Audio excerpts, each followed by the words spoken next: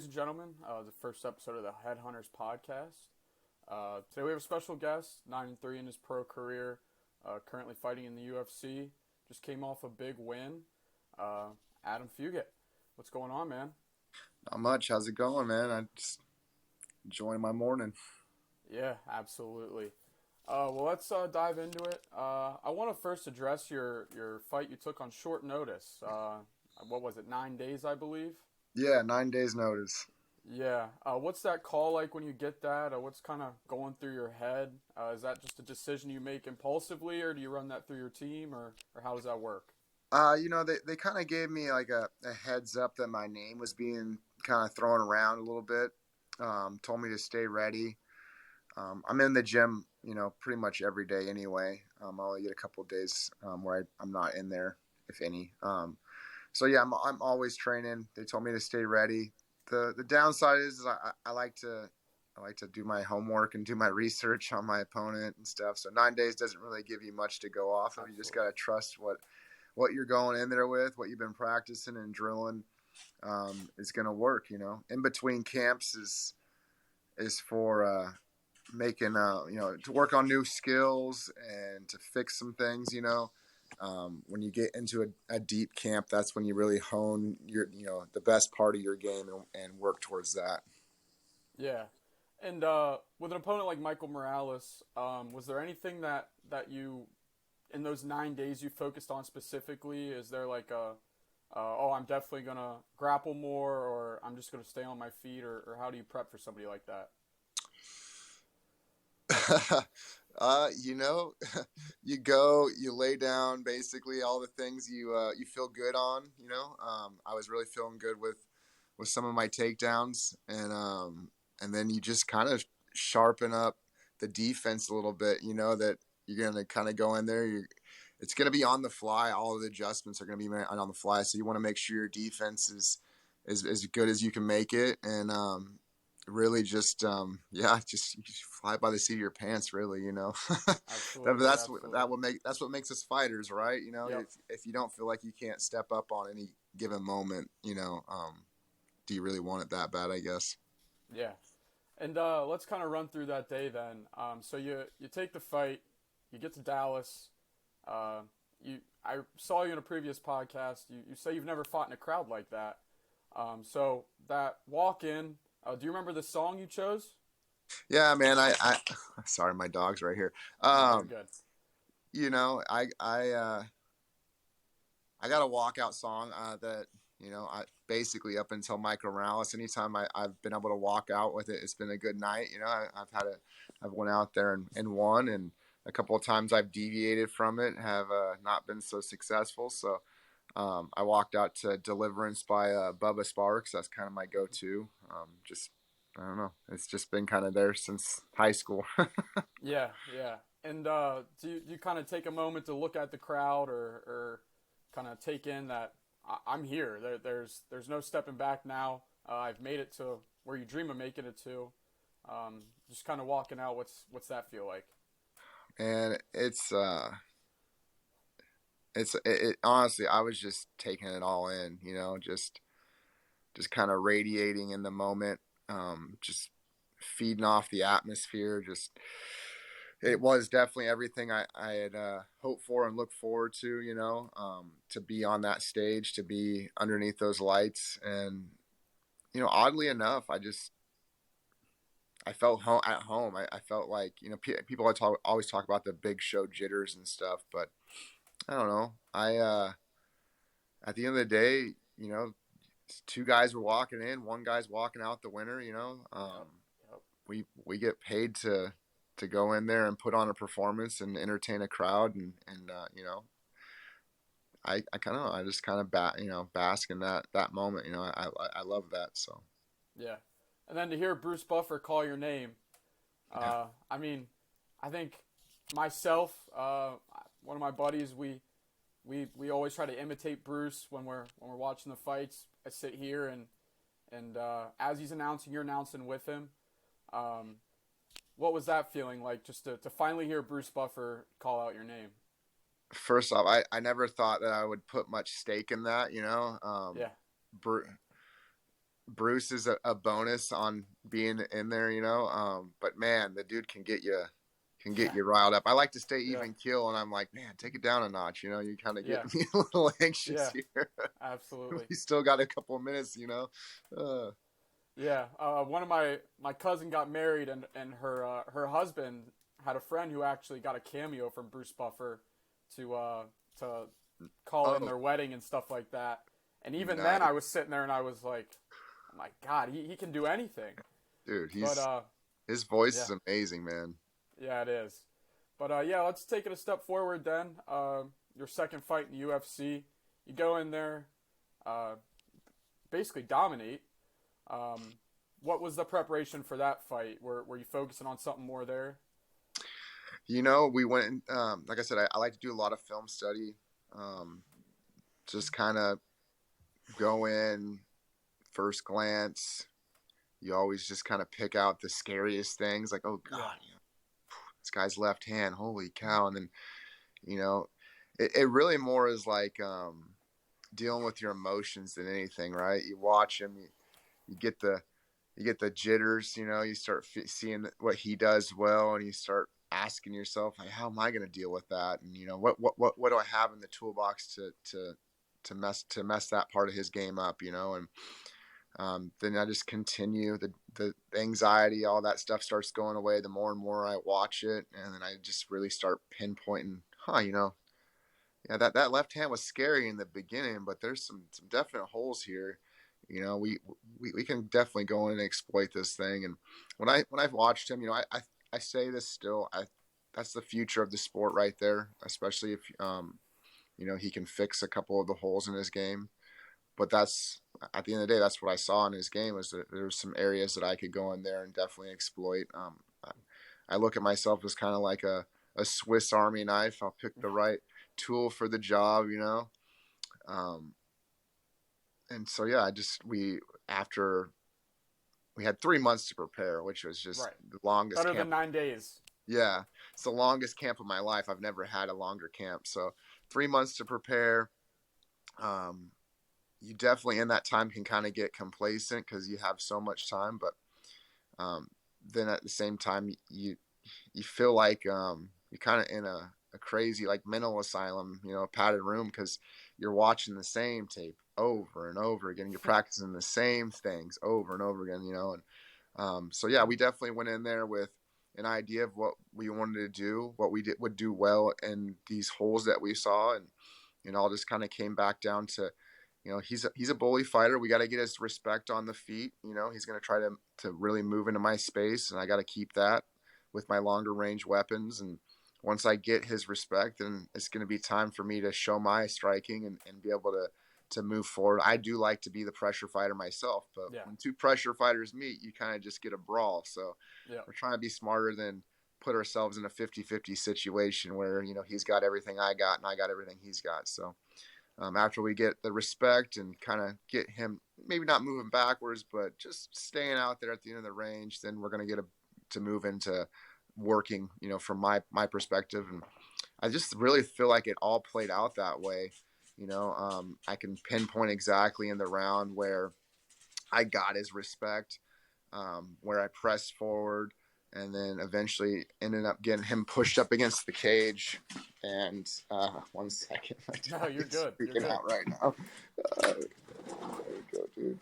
Um, Pressing forward, and you know, we got him pushed up against the cage, and you know, I believe it was Michael Bisping made a comment about how it takes a lot of energy, you know, wrestling people up against the fence. And I don't disagree with him by any means, but I also feel like the way that you implement that game plan can also lead to you draining somebody else's gas tank. You know, so I wanted to take a little bit of that energy out of those young legs, and um, eventually got back there again, and that's what ended up finishing the fight. You know, getting him to Yeah, the ground, absolutely. getting him out. And when you get into those situations where, I mean, you mount, you throw the elbows, the fight's over. Um, you step back a second. do you kind of realize, do you start to critique yourself already, or do you say like, oh, I'd rather have finished it this way, or how does that work? Or are you just happy you got the win and let's get out of here and train again? I'm fine up until I get back to the hotel, and then I start seeing clips and stuff, and I'm going, oh God, what instantly I'm just critiquing myself instantly. Like I'm picking my own game apart. I'm my own biggest critic, Yeah, my own worst enemy. So I will always critique myself. I really have to work and stay away from the negative self talk. I've been much better about that in these last couple of years. There's no place for that in your head. So, but yeah, I'm definitely my own biggest critic. And um, that being said, if I don't have somebody around me, I'll pretty much run myself into the ground training, yeah, overtraining. So I gotta be careful of that too. yeah. And so you come out of Dallas, you go to fight night, you have a big crowd to little to no crowd. Um, my first question would be the difference in hearing your coaches. I know I've watched a fight where they're at a pay per view and you're at a fight night, and you're hearing on the fight night your coach is just screaming. Would you prefer that, or would you prefer kind of the massive crowd? I mean, I'm sure you can probably still hear your coaches, but a Yeah, little bit I feel less. like that goes all into your preparation as well. Like I make sure that when I'm doing my rounds, I always have one, if not two, my coaches there present. And it's not very fun in the practice room when you're sparring or whatever, and it's like, coach, why are you coaching the other guy? Oh, that's right, other guy has a fight coming up. So you kind of I have a lot of I feel for my teammates in that situation when the coaches are both coaching for me, in the corner. But I think that's just all in preparation of, you know, it's like anything we do. It's all repetition. How am I supposed to hear you in the corner if I'm not hearing you in practice? Right. Coaching me and at least we can get on the same wavelength. As far as what you want me to do when I'm in a certain position. So I think that always helps out. I can always kind of hear my coaches. I heard them a little bit in Dallas as well. It was loud, but you Yeah. know, um, I definitely want to be back in that arena and be back in that setting. That's amazing. Like having Bruce Buffer call you, announce you, walking out to the arena, having the fans there, like that's awesome. But the Apex was enjoyable. About the only thing I didn't care for is that cage was much smaller than I anticipated. It takes me back to the amateur days. So I'm like, holy cow! Like I was anticipating keeping the space on this guy, but how are you supposed to do that when you're fighting in a phone booth already? Yeah. At Yeah. least that's what it feels like. But the Apex itself was awesome. I got a huge surprise. My old boss, still a huge supporter of mine, actually flew out, bought tickets to the Apex, and so I'm waiting to walk out, waiting for my music to hit, and I hear his voice, "Go at him!" And I look up and I'm like, I know that voice, and there he is, standing there like, oh my god, okay. So I had, That's amazing. some people there in the arena at the Apex. So it's just a different environment, but it's odd. I like the Apex. It was fun. Yeah. A lot of people say that, and with being the UFC fighter also comes the Performance Institute. Have you gotten to check that out a lot, or when you obviously fight in the Apex, you're probably going to the Performance Institute. What's Yeah. that place kind So of like? huge shout out to the folks at the PI. My first fight in Dallas. You go there. This has happened both fights now where you show up, you're a little bit like malnutrition because Yeah. you're cutting weight. That's Yeah. that's the thing. You're cutting weight. So I've had kind of like little bumps and bruises from going in there, just body not missing the food that it is used to and stuff. And huge shout out to them both times. They've got me basically right for fight night. They bring me in, take care of me. I've been out there twice now. Once to do the testing, and then for the fight on February.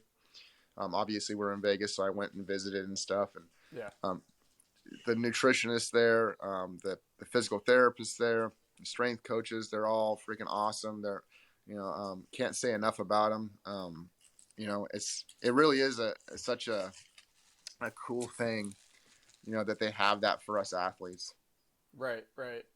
And I feel like Dana really keeps that place to perfection. It seems like, but you move on from your win. You're obviously a couple weeks out of that now. I mean, what's your training regimen look like now, and what weight are you at right now? Oh man, you go in with a weight question. Okay, yeah. So I'm up at like 205 right now. Okay. Yeah, walking around at 205. Um, I'm got a couple bumps or bruises here. So like as far as like really intense live work, I'm just managing that. Don't want to turn a bump or a bruise into a sprain or a fracture. So I'm managing my live goes, but basically everything's the same. I'm just kind of like if it was like a different sport, it would be like shoot, it'd be like the NBA, load management kind of thing. Yeah, yeah. Yeah, Everybody hates that. yeah, right. Yeah, I mean, I don't blame them. I hate it too. yeah. When we're doing live goes, I want to get the live goes, but Right. so like I said, I can be my own worst enemy. I got my coaches over there, put me on some load management, making sure that my body stays healthy and I Yeah. don't, aggravate a bump or a bruise and make it worse than what it is. Right. And so with being obviously past the fight, I've always wondered how you find the next opponent. Is that something that you call the UFC and you say, here's 5 guys I'll fight? Or are you waiting for them to reach out to you and say, hey, we got your next one? At this point, maybe I'm just new to the game in this portion, but I've always just waited. Yeah. Um, you know, at least my time in the UFC, I've been waiting for them to call me and give me an opponent, knowing that as far as like the ladder goes or the totem poles go, I'm pretty low on it. Everybody's like, "Oh, you got to call this person out, got to call that person out." And I'm like, "Who am I to be calling anybody out? I just got here.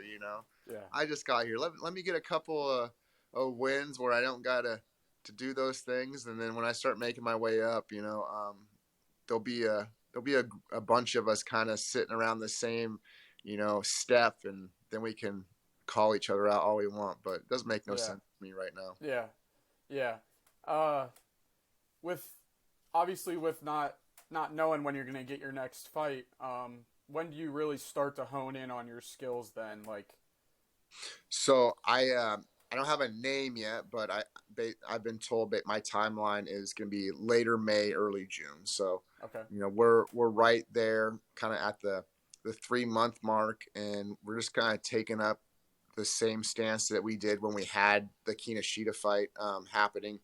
The first month of the 3 month camp basically is going to be about getting my body right, um, both strength wise, working on a couple of other things, some rotation things, generating power a little bit, just making sure all that's ready. And we don't have the option to watch a bunch of tape right now. So as soon as we got an opponent, that'll be the next step. Immediately start, dissecting my opponent's tape and just kind of putting down on paper what I have in my toolbox that's going to help me in that fight. Perfect. Yeah. And I'm sure you're itching to see who it's gonna be.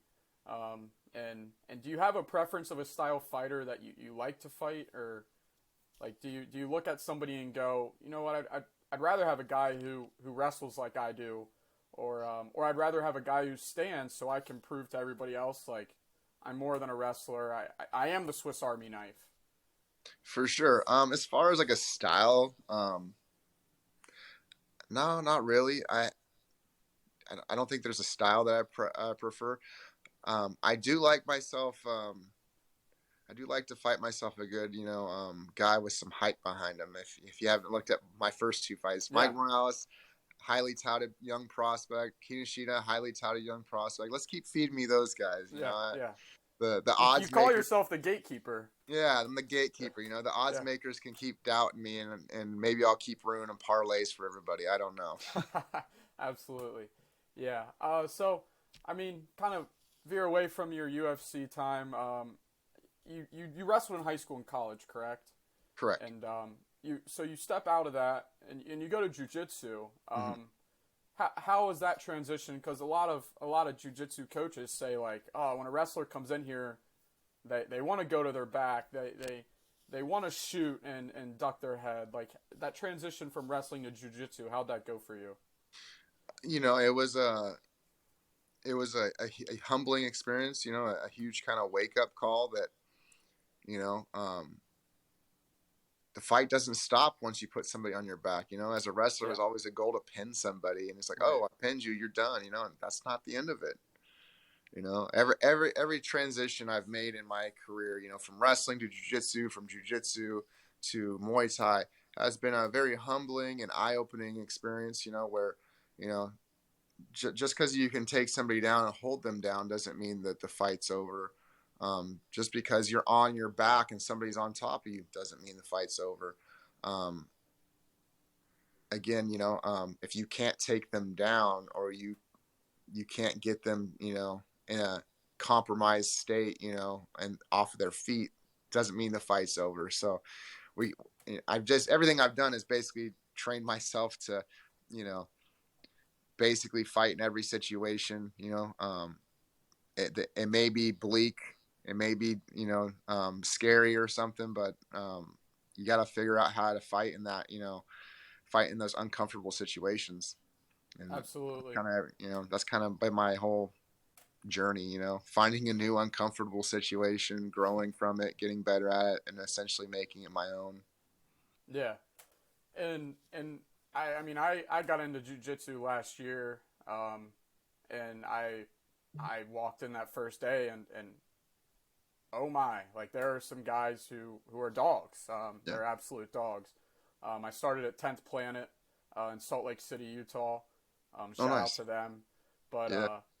yeah, you go in there and I was real nervous. And you walk out and you're like, everybody's here to help you and everybody's here to get you to where your goal is. But you That's right. transition from jujitsu to Muay Thai. I saw something previously that you needed to learn how to strike. Yeah. From that start of Muay Thai to your first pro fight, what was that timeline? So let's say I went pro in 2016. Maybe no, maybe 2013. It's all jumbled together. Yeah, now that you made it, it's all jumbled. Yeah, yeah. Yeah. But I You mean, when know, did you really know you were ready to step in and become a fighter at that point? I mean, counter question, is, do you ever really know? It's a feeling, right? And this goes all the way back to me sitting on my couch with my best friends watching the Forrest Griffin Stephen Bonner fight, and Oh at the wow. end of it, me going, God dang it, I could do that, and him looking at me and basically telling me to, words I won't say, but Yeah, shut up and yeah. Kick rocks. kick rocks. If you think you can do it, then go do it then. Yeah, And those are the kind of friends that I have. Luckily, guys that yeah. they're not going to feed into your hype train. They're not going to feed into your ego. They're going to tell you what like it is. And so, yeah. Do Your you first ever hater. really know? It's just a gut feeling that I've had for shoot, since I watched that fight. Just knowing like, gosh dang it, like I can do this. There's not anybody in the world that I don't feel comfortable stepping into an octagon with, them locking the door and saying, okay, here we go. You got 15 to 25 minutes. Go, Yeah, and I feel comfortable. I feel confident that I can go in there and I can win that, yeah. and so yeah, as far as knowing, you never know, and a fight is just that. There's two people walking, one person's walking out. And from, I've had a lot of eye-opening experiences. I think I manifested one of my losses, because of negative self-talk and such, but still to this day, like, you know, um, if you ask me if that punch was the hardest one I've ever been hit by, I'll tell you no. It was actually like one of the weakest things, and that's what was so eye opening. Is it does not take much in our sport. Yep. It's the one you don't see. You know, it could be the weakest punch in the world, but you don't see it, and it hits you right on in the right spot on the jaw. You will go to sleep. So you have to at all times be respectful of your opponent, be conscious of your defense, you know, and just continue to make sure you're doing the right things. Right. And I know you said you had till 10:30, so I got a couple questions for you. I actually behind me here, I don't know if you can see it. I got a Mount Hood, Oregon. Okay. I've been out your way. Nice. But my first question I got for you outside of the fighting realm, when you go into your fights, what's on your playlist? Your pre-fight playlist. Oh shoot. Um, I got a I got a playlist called Mellow Mood on Spotify. Um, it's got a variety of stuff on it. You know, a lot of like hip hop and rap. A couple of like lo-fi things. But I don't know. I feel like the tune to almost all of it is kind of the same. You know, it's not gonna amp you up. It's not gonna jack you up. It's gonna kind of. It's almost like some elevator stuff. I think, or you know, even though Yeah. some of the lyrics are explicit, I feel like the flow of the tune can be a little bit more like elevator esque. You know. Yeah. Yeah. And next question: who's on your UFC Mount Rushmore? Oh shoot, you got John Jones on the top of it, of course. Yeah, he's now the goat apparently. Yeah. He's the GOAT, you know. George St. Pierre, you know, can't take anything away from him. And this is always ever changing, you know. Yeah, absolutely. So, you know, I feel like mine's a little outdated and old at this point, you know, because I'm going to have John Jones, who's, I guess, still fighting, so that's okay. But then you got George, you got Anderson. Like, if I could implement, you know, if I could try to, like, gosh dang it, copy a person's style, I'd want to fight like Anderson Silva. You know, I loved watching him fight. So he's up there. How many more do I got for this Mount Rushmore? Two. You got two, two. two more. Yeah. Okay, it's five. Oh shoot. Oh shoot. You know, let's go with a couple of new guys. I'm gonna Do go you with Volkanovski. yeah? I'm gonna go Do with you count Volkanovski. Francis now? Francis. You know, it's not that I don't like Francis. It's not that I Yeah. don't like Francis, but I don't, you know, and I love his story. I like him as a person from what I've seen. I did run into him at the PI. No words were exchanged, but How big was he? oh, he's massive. He's massive. But you know, he did every time we crossed paths, which was like 3 or 4 times. It was hey, how's it going? You know, very, you know, and he was first to say it. You know, I'm just gonna, you know, I'm new here. Yeah. I'm not trying to make any waves. I'm just gonna be quiet. And, hey, how's it going? You know, so very nice guy from just a couple of the passings that I can see, and so I have nothing against him. But I just I seen an incomplete game. You know, I seen an incomplete game. Um, Not that he can't be on the Rushmore at one day. I just, you know, Yeah. that's where I'm Well, at with he's got that. to You come know, back now.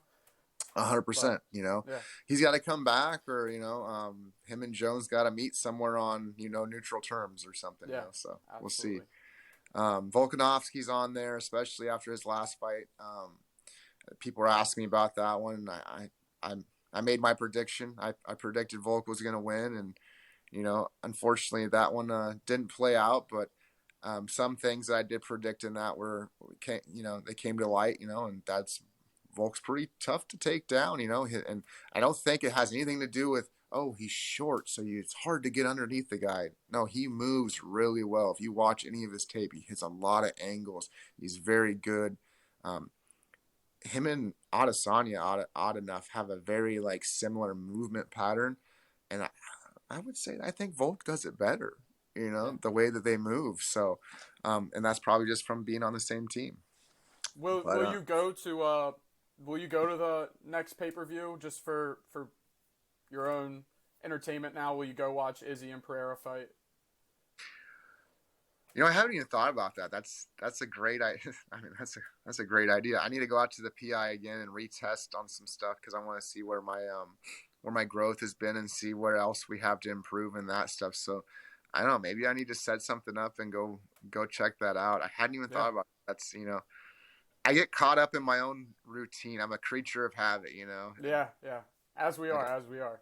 I got people pushing me to do this social media thing, and I'm like, I just don't think I think it'll get boring real quick. Like maybe some people will see and like, oh, that's just cool, but it'll get boring and repetitive real quick. I try to keep to my routines. Yeah, absolutely. Well, I'll get you out here. I know you gotta go train some more. But hey, I appreciate you taking the time out to answer me on Instagram and step on and be my first guest. So it's a new journey for me as well. But I appreciate it. I really do. But anything else you'd like to say before we get you out of here? Just shout out to my gym, Art of War MMA. Shout out to a buddy of mine that's been following me around, Meister Media. And then all my teammates that, Morgan Fegan, and Anthony Tina, he's been helping me out. And Brent Primus, Lucas Barbosa, those guys. Other than that, man, just I'm glad I could be the first one on your podcast. And, yeah, thank you. And I hope to see you, growing your channel and making this work for you. And maybe we'll talk again soon. Absolutely. Good luck on your upcoming journey. I'll definitely be throwing my money on you next. So I'm excited to see who you got. All right, man. Thank you so much. I appreciate it. Have a good one. You too.